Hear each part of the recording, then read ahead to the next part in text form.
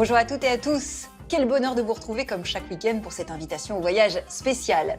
Tous les samedis, on vous offre une destination différente et aujourd'hui, ça sent le jasmin et le narguilé. On va traverser la Méditerranée pour découvrir ou redécouvrir la Tunisie. À Djerba, vous avez peut-être déjà testé les nombreuses plages.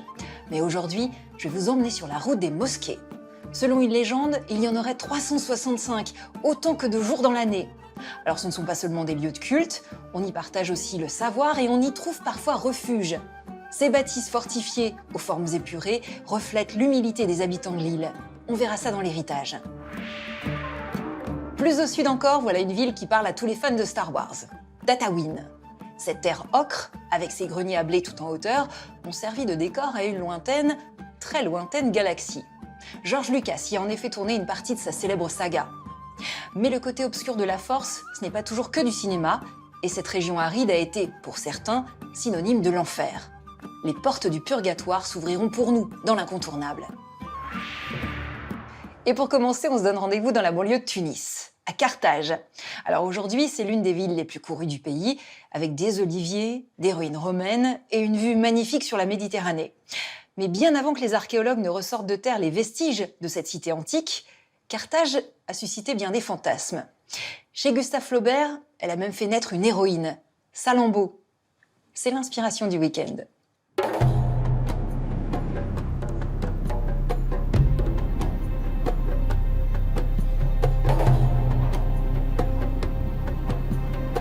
C'était à Mégara, faubourg de Carthage, dans les jardins d'Hamilcar. C'est tout un monde qui s'ouvre dès la première phrase du roman Salammbô de Gustave Flaubert. En 1858, l'écrivain choisit de ressusciter la cité rivale de Rome à l'époque d'Hamilcar. Il veut raconter la révolte des mercenaires contre le grand général et l'amour de sa fille imaginaire Salammbô avec l'un d'eux. En ce IIIe siècle avant Jésus-Christ, Carthage est le cœur du monde. Une puissance commerçante et militaire, flamboyante et mystérieuse. Flaubert vient de subir un procès pour outrage aux bonnes mœurs, suite à la publication de Madame Bovary, son chef-d'œuvre. Il veut fuir loin des bourgeois, loin des idées étriquées de son siècle. Mais vu de Normandie, Carthage lui échappe. « J'ai voulu fixer un mirage », écrit-il. Alors il va voyager pendant 1 mois en Tunisie, sur les terres d'Hamilcar.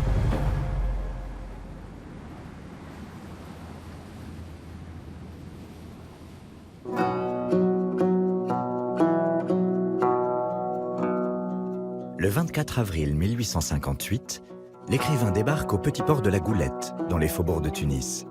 Cela fait des mois qu'il se documente sur l'histoire de Carthage. Mais en arrivant à Tunis, il est d'abord avide de sensations. « Je ne pense nullement à mon roman, je regarde le pays, voilà tout, et je m'amuse énormément », écrit-il ainsi à un ami.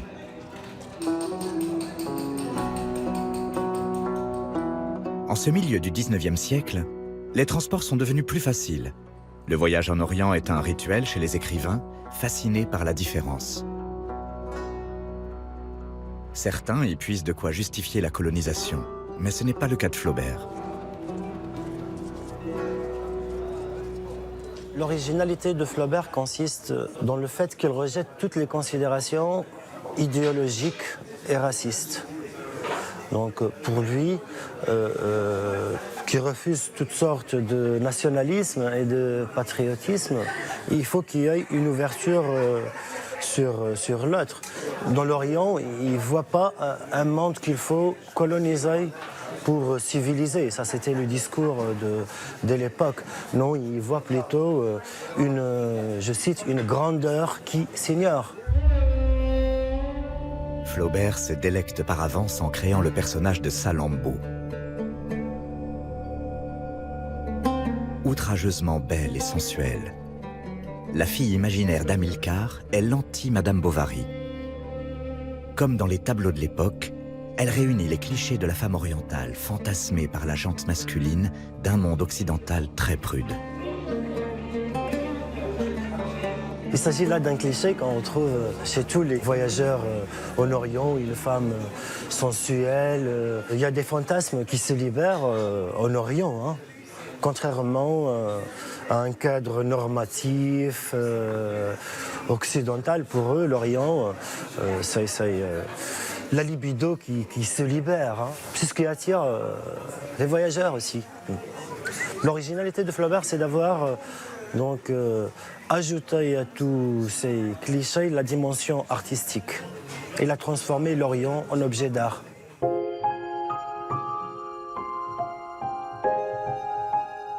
Pour nourrir son imaginaire, Flaubert prend la direction de Carthage, aujourd'hui une banlieue de Tunis. L'écrivain veut s'approprier le site. C'est le théâtre de son intrigue, le soulèvement des mercenaires contre Hamilcar qui tarde à les payer après sa défaite contre Rome. C'est aussi là que Salammbô, sa fille imaginaire, va aimer Mato, le chef des rebelles. L'écrivain en arpente les moindres recoins. Il chemine parmi les oliviers et les pins vers la cathédrale Saint-Louis, à l'époque, une simple chapelle qui marque déjà une présence catholique dans la région. D'ici s'ouvre un panorama sublime, celui sur lequel se posaient tous les jours les yeux d'Hamilcar il y a plus de 2000 ans. Car à l'époque de Flaubert, les vestiges dormaient encore sous terre. Ce que Flaubert a pu voir et ce qu'il a décrit à l'époque, c'était plutôt un site naturel. Et il voyait jusqu'au-delà du Beaucornine, c'est-à-dire de cette montagne à 2 cornes qui est au fond du paysage, il voyait y compris vers la région de Zagouan, qui est un peu plus loin, à peu près 40 km plus loin. Ces ruines n'étaient pas découvertes et les champs d'investigation du côté de Carthage se faisaient surtout en contrebas de la colline de Byrsa. Et il arrivait très fréquemment que des agriculteurs trouvent sur leur terrain des pièces et qu'ils alertent à ce moment-là les spécialistes de l'archéologie de l'époque et leur demandent de venir voir ce dont il s'agissait. Dans ces carnets, qui serviront de base au roman, c'est d'abord en esthète que Flaubert observe la topographie et les couleurs sublimées par la lumière méditerranéenne. La mer en face à droite et à gauche, bleue, le soleil y fait rouler des étoiles.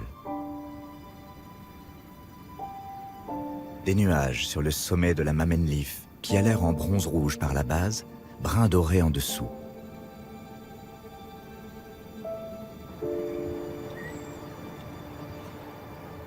Au pied de la colline de Byrsa, Flaubert découvre les citernes de la Malga. À l'époque, elles sont habitées par des villageois qui y trouvent une fraîcheur providentielle.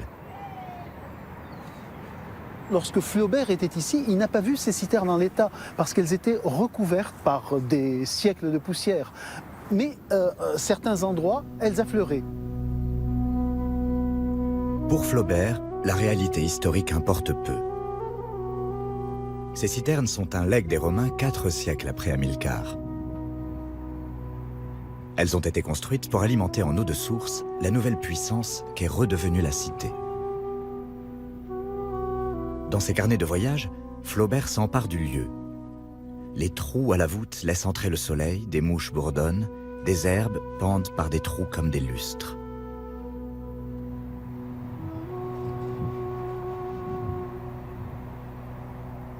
Mais dans Salammbô, exit la source.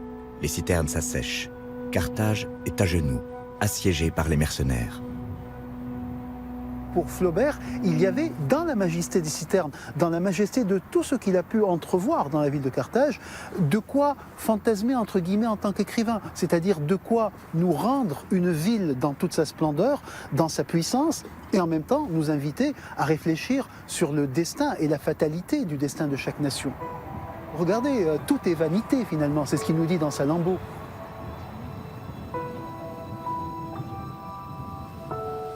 Dans le roman, Carthage, assoiffé, va organiser des sacrifices pour appeler la pluie. Là, Flaubert s'empare des légendes de la cité mythique.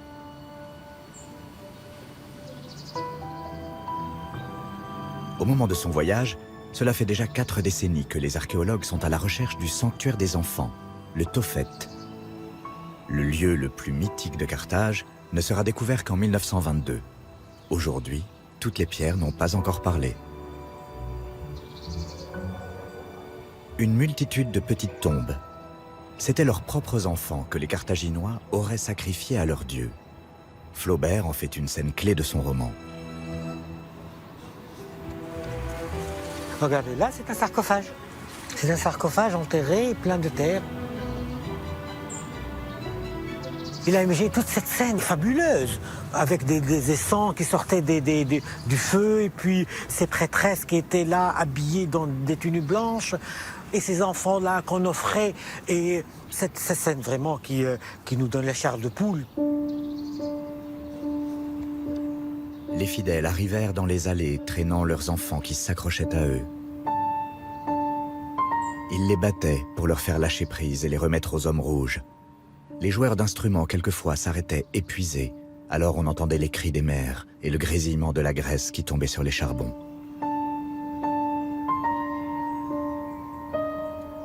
Il y a une polémique là-dessus, historiquement parlant. Est-ce que les enfants qu'on a trouvés dans ces sarcophages-là, est-ce qu'ils étaient offerts vivants? Ça veut dire, il y a eu le sacrifice des enfants, ou bien c'était seulement, comme disent d'autres historiens, que c'était plutôt des morts-nés qu'on rendait à la divinité pour demander un vivant bien portant à la place.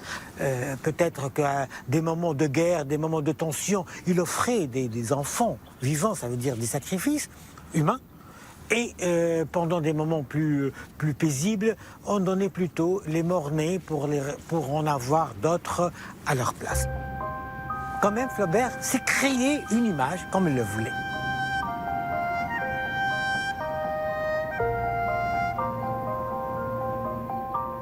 Des légendes dont on fait ce que l'on veut. C'est là aussi peut-être la magie de Carthage. Rasée par des Romains jaloux, puis reconstruite un siècle plus tard, la cité antique fut ensuite à nouveau oubliée. Elle dormit sous terre pendant 1000 ans, avant d'être ramenée à la vie par un écrivain à l'imaginaire flamboyant et des archéologues aventuriers.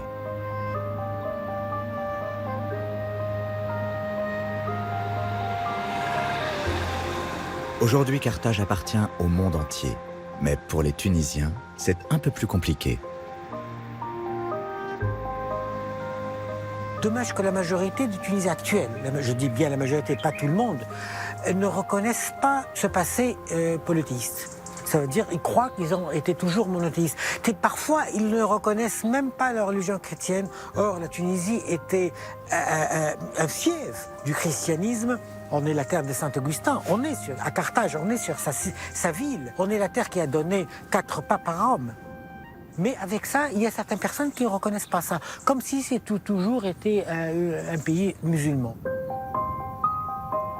En ressuscitant l'identité multiple de Carthage, Flaubert lui aura aussi redonné toute sa modernité. C'est très intéressant, c'est très important de parler de Flaubert et d'étudier Flaubert actuellement, à une époque où l'on parle des identités meurtrières. L'Orient, pour lui, c'est un monde avec lequel on peut construire une relation d'échange, de complémentarité, et d'enrichissement réciproque et mutuel.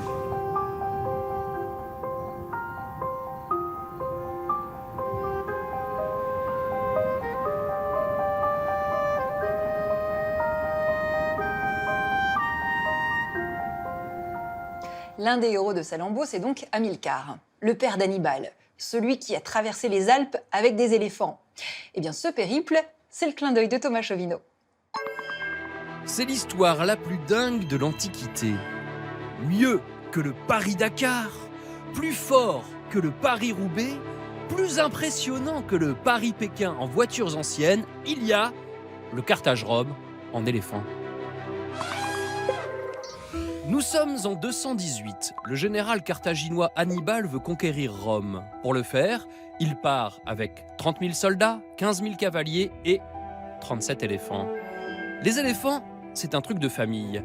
Déjà, Hamilcar, père d'Hannibal, les a utilisés pour mater une petite révolte vers chez lui. Les éléphants ont écrasé les prisonniers. Ça ne devait pas être propre, mais pour le moins efficace.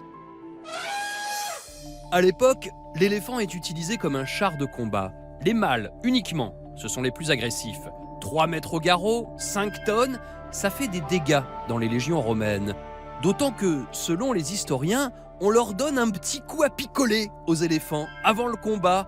De la bière ou du vin, ça les rend plus foufous. Conduire 37 éléphants de Carthage à Rome, c'est une sacrée logistique. D'abord, Il faut les nourrir. 200 kilos de végétaux par jour, multipliés par 37, multipliés par la durée du voyage, que les historiens estiment à 45 jours. Au total, plus de 330 tonnes de nourriture à transporter. Ça devait peser. Mais la question la plus débattue, c'est quel chemin Hannibal et ses éléphants ont-ils emprunté ? On sait qu'il part d'Espagne, traverse les Pyrénées, puis la Gaule, franchit le Rhône pour se diriger vers les Alpes. C'est là que les choses se compliquent. Il est passé par le col de Montcenis, disent certains. Pas du tout, c'est le col du Simplon, disent les autres. N'importe quoi, c'est le col du Grand Saint-Bernard. Bref, avec cette histoire de col, on ne sait plus où donner de la tête. Plus de 800 livres ont été écrits sur la question, mais l'an dernier, enfin, une équipe de chercheurs a réussi à reconstituer l'itinéraire des éléphants grâce à leur caca. Certaines bactéries contenues dans les matières fécales vivent des milliers d'années. Hannibal serait passé par un itinéraire au sud. Sous l'Antiquité, les Vestales lisaient l'avenir dans les entrailles. Aujourd'hui, c'est le passé qu'on y retrouve.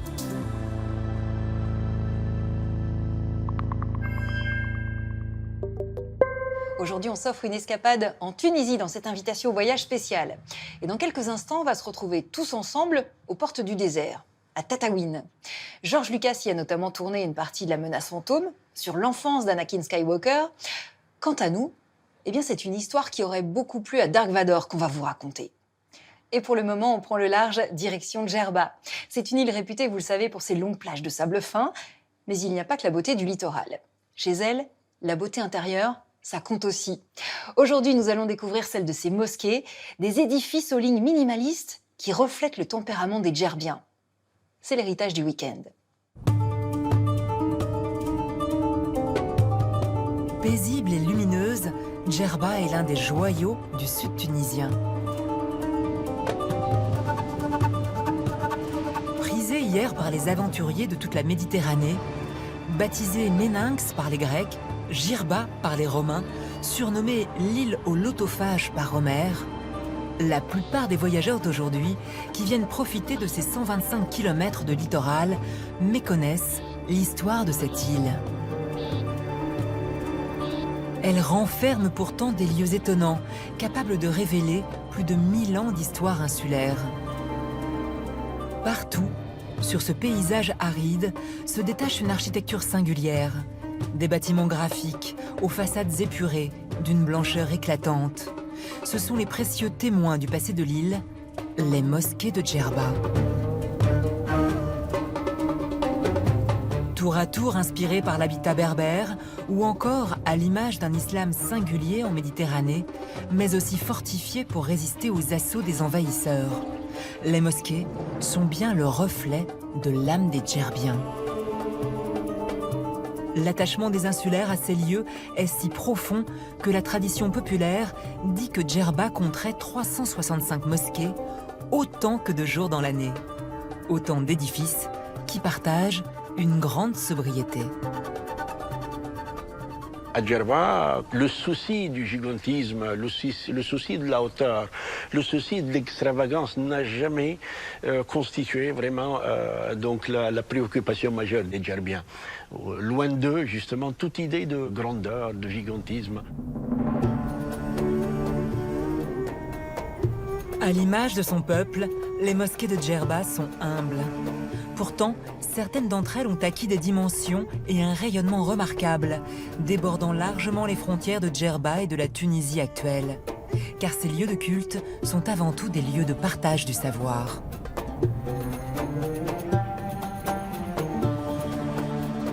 On est à la mosquée Jam' al-Kbir, qui veut dire la grande mosquée. Elle est dans la banlieue de Homs-Souk, la capitale de Djerba actuelle. Elle a été construite à la fin du 9e siècle, au début du 10e siècle. On peut considérer qu'elle est une des plus anciennes mosquées de l'île de Djerba. Donc on y pratique les prières, etc.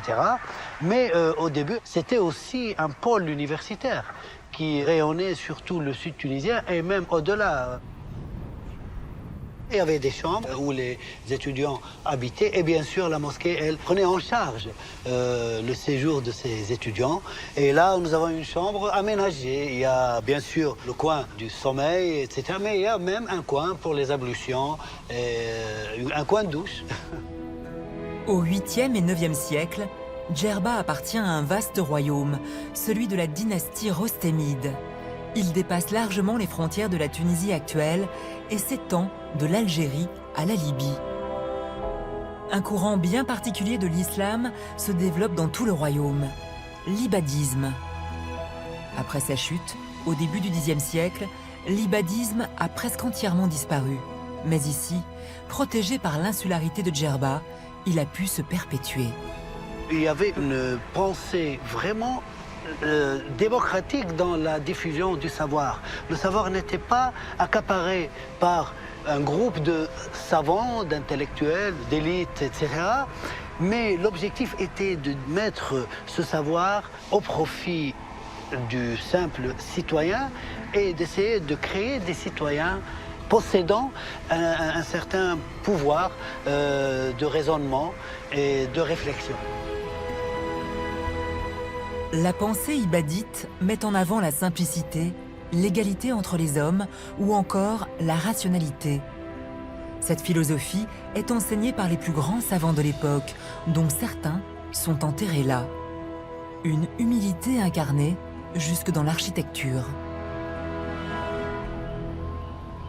Alors là, nous avons des escaliers qui servaient à quoi? Eh bien, ils servaient à faire l'appel de la prière. Et comme il n'y avait pas de pollution sonore à l'époque, on pouvait entendre l'appel de tous les côtés environnants. Et là, on comprend la logique de cette pensée qui consistait à être austère, à ne pas gaspiller, et puis en même temps à avoir l'intelligence d'exploiter tous les éléments avec le moindre effort. Et là, il suffisait de monter sur ces escaliers pour faire l'appel à la prière. Une architecture volontairement modeste, dans laquelle chaque détail est pensé. À commencer par l'orientation de l'escalier. Dans chaque mosquée ibadite, il a une signification politique. Le fait aussi que ces escaliers soient sur le côté droit par rapport à l'entrée démontre que cette mosquée était plutôt alliée au pouvoir central. L'escalier, si elle est de l'autre côté, comme nous en trouvons dans plusieurs mosquées à Djerba, ça veut dire que la mosquée était du côté dissident, opposant, Noukar.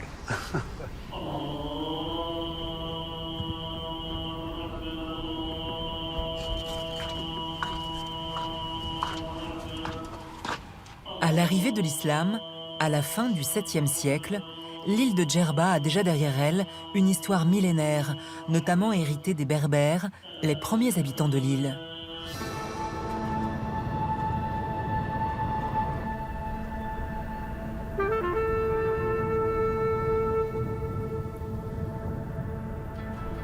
Les premières mosquées construites vont s'adapter à la culture et à l'architecture locale. Certaines salles de prière vont même être installées sous la terre, comme la mosquée Djema El Outa, située en pleine campagne, au sud-ouest de l'île.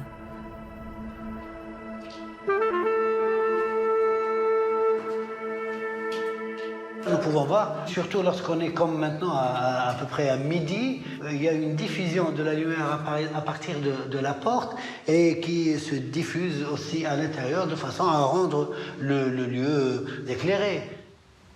Et le fait d'avoir un écho dans la voix, etc., ça a ajouté à la spiritualité. Cette mosquée souterraine, creusée dans l'argile, comme vous pouvez le constater, elle est spacieuse. Il y a 3 rangées qui peuvent contenir chacune 15 personnes au moins. Donc une cinquantaine de personnes un peu serrées.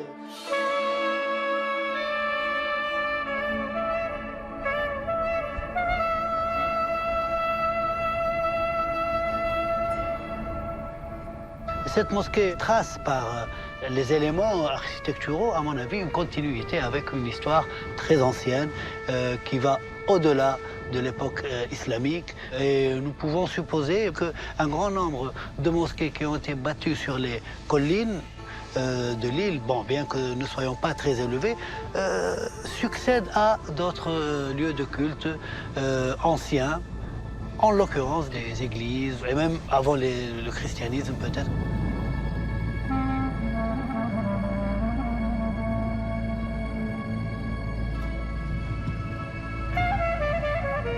Si la mosquée El Outa est aujourd'hui désaffectée, d'autres, également très anciennes, restent encore en activité. Certaines sont même très fréquentées et restent toujours d'incontournables lieux de sociabilité.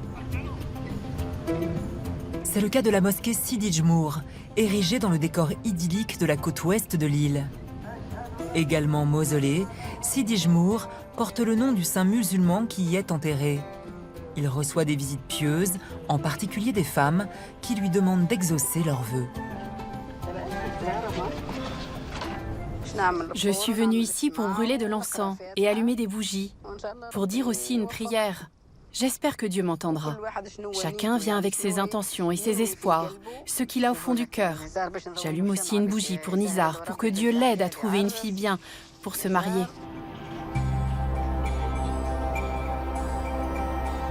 Cette mosquée, aujourd'hui paisible, a eu dans le passé un important rôle militaire. Après la conquête musulmane, l'île doit faire face, entre le XIe et le XVIe siècle, à d'incessantes attaques de puissances chrétiennes. Les Normands du royaume de Sicile, ainsi que les Espagnols. Pour se défendre, les Djerbiens érigent ces mosquées en bord de mer. De petits fortins indispensables pour guetter les attaques. Le petit minaret ne sert pas alors pour l'appel à la prière, mais pour envoyer des signaux lumineux en cas d'invasion.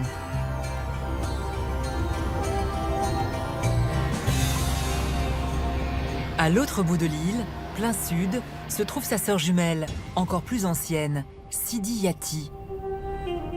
Et tout autour de Djerba, une dizaine de ces mosquées formaient en bord de mer une ceinture protectrice.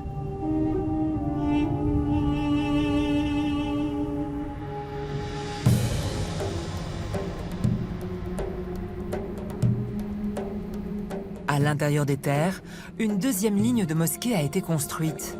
Une architecture, cette fois, à vocation combattante. De véritables forteresses, comme la mosquée Fadloun, où les habitants pouvaient venir se réfugier en cas d'invasion. La mosquée de Fadloun, de par sa proximité avec le rivage, avec le littoral, qui était donc une zone quand même convoitée, les concepteurs de cette mosquée ont pris en considération cet aspect, disons, et ils lui ont donné donc cet aspect un peu massif, donc fortifié.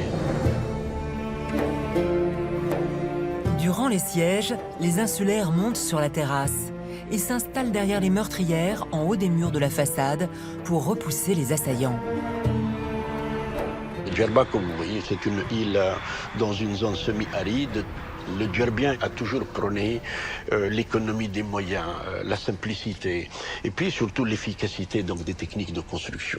Cette plateforme maçonnée sur laquelle nous sommes, elle est sous nos pieds, donc il y a évidemment ces citernes. Et toutes les mosquées de Djerba sont toujours donc entourées d'une plateforme maçonnée qui sert encore d'impluvium pour recueillir de l'eau de pluie. Ces citernes permettent aux habitants de l'île de ne jamais manquer d'eau, un bien très précieux à Djerba. Dans cette île semi-désertique, faire don à la mosquée d'une réserve d'eau a une très grande valeur. Offrir une citerne équivaut alors à faire un pèlerinage à la Mecque, l'un des 5 piliers de l'islam. Le Djerbien a su vivre en autarcie.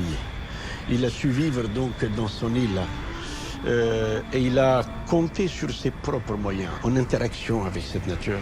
Et il a modelé ce paysage naturel à sa guise, digne d'être considéré comme un paysage culturel.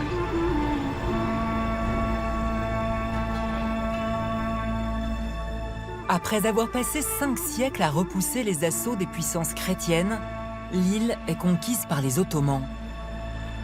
Une influence qui a laissé des traces visibles dans l'architecture de certaines mosquées djerbiennes, dont le style, venu de Turquie, dénote avec l'architecture locale. Héritières et témoins d'une si riche histoire, ces mosquées représentent désormais un trésor inestimable, à la fois ouvertes sur l'horizon et farouches gardiennes de l'identité des Iliens. Elles sont à l'image de l'âme si particulière des habitants de Djerba.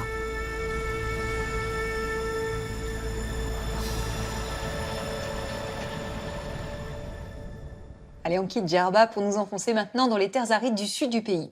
Est-ce que vous connaissez cette vieille expression française « aller à Tataouine » Ça veut dire aller au bout du monde. Et ça, encore, c'est la version gentille parce que ça veut dire aussi aller en enfer.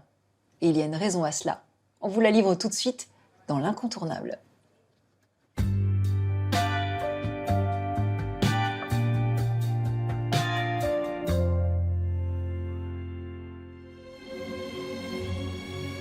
Dans le sud tunisien, la région de Tataouine.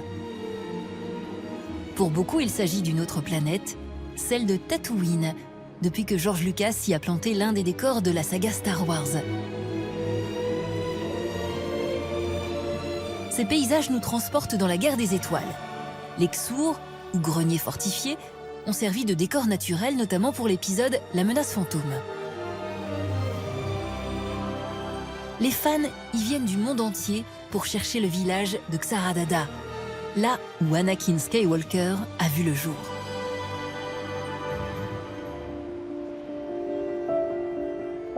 Incontournable Tataouine qui cache une toute autre histoire. Celle du côté obscur de ce coin de désert.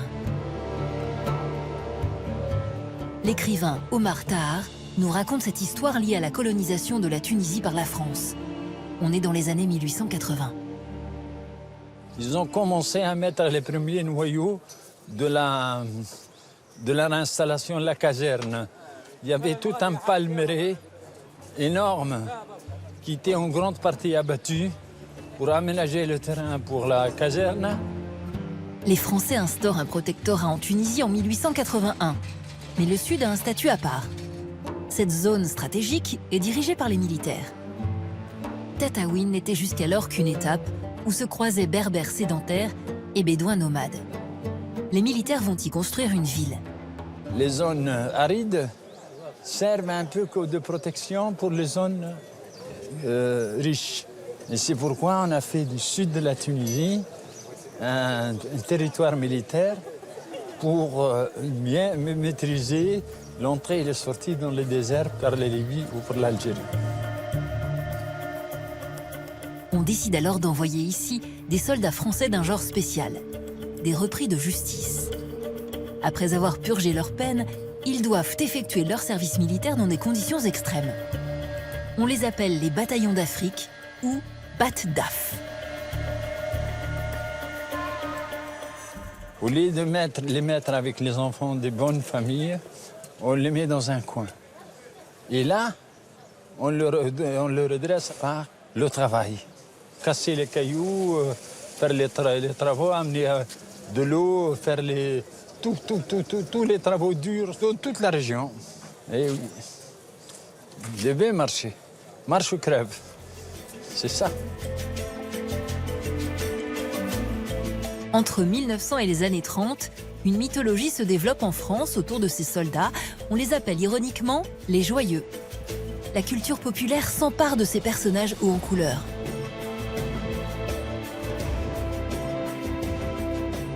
Aller à Tataouine, c'est comme aller à l'autre bout du monde. En enfer aussi, tant la discipline des bataillons d'Afrique est dure. Tataouine, les joyeux, ces termes évoquent alors une justice militaire implacable. Ces durs à cuire vont se mêler à la population locale. Daou Meherzi a connu les derniers joyeux. Tataouine était en premier lieu un territoire militaire. Ceux qui nous commandaient, c'étaient les militaires du Bureau des Affaires indigènes. Et on dépendait aussi du caïd. Les officiers vivaient dans la ville. Leurs enfants étaient avec nous à l'école primaire. Malheureusement, les joyeux avaient l'alcool triste. Les joyeux, surtout le dimanche, ils se saoulaient. Il y avait des bars. Ils se saoulaient et faisaient de mauvaises choses. Ils cassaient le marché, faisaient des vols à l'étalage.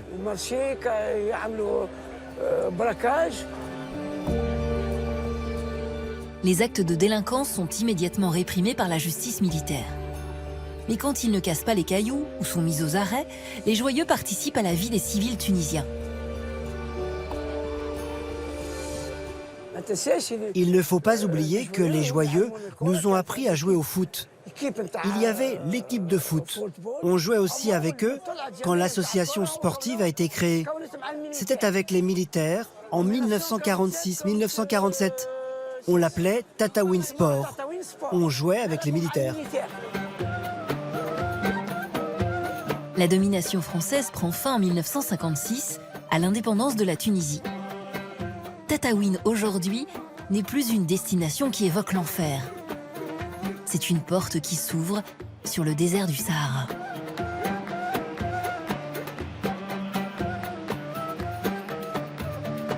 Et voilà, c'est donc à 2 pas du désert qu'on achève cette virée en Tunisie. J'espère qu'elle vous a plu. En tout cas, si vous avez des questions à nous poser sur cette destination, n'hésitez surtout pas à nous écrire. On se retrouve lundi, je vous souhaite un excellent week-end. Et comme on dit là-bas, Beslema.